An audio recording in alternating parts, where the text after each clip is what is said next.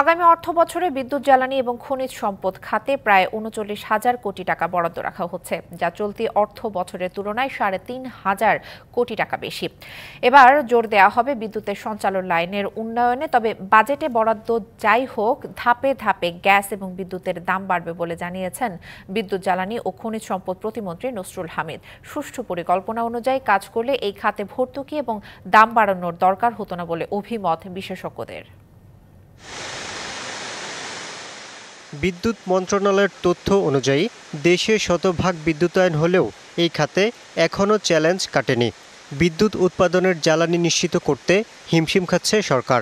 ডলারের দাম বাড়ায় চ্যালেঞ্জ আরও বেড়েছে। এছাড়া আইএমএফের ঋণের শর্ত হিসেবে এই খাত থেকে ভর্তুকি তুলে নেওয়ার চাপও আছে।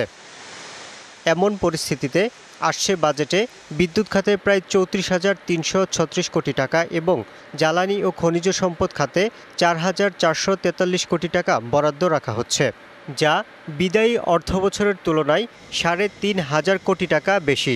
একই সাথে অর্থবছর জুড়ে বাড়ানো হবে বিদ্যুৎ এবং জ্বালানির দাম। ১,৭০,০০,০০০ হলো লাইফলাইন গ্রাহক।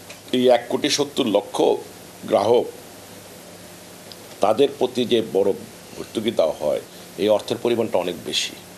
ওয়ালটন ফ্রিজ কিনে অনেকের মতো আপনিও হয়ে যেতে পারেন মিলেনিয়াল, সেরা পণ্যের সেরা অফার।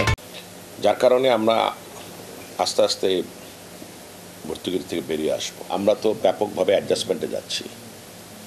কেবলমাত্র আমাদের বিষয় না, এটা আইএমএফেরও বড় বিষয়, যে ভর্তুকির থেকে বেরোতে হবে।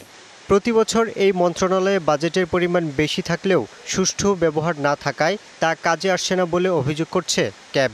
দুর্নীতি, অর্থ আত্মসাৎ, তছরূপ, অস্বচ্ছতা, এগুলোকে বিবেচনায় না নিয়ে যেখানে আমদানি করে আনা যাচ্ছে 7 টাকা 83 পয়সায়, তারা কয়লা বিদ্যুৎ পাঠাচ্ছে, সেটা তো আর আমাদের কয়লা বিদ্যুৎ 14-15 টাকা পড়তেছে। তো এইসব বিষয়গুলো যদি আমরা নজর না দিয়ে এভাবে বৃদ্ধি করে যাবে আর তাতে করে যে ঘাটতি হবে সেইটা জনগণের উপরে পাথর করে দিতে হবে, সেইটা হচ্ছে প্রশ্ন।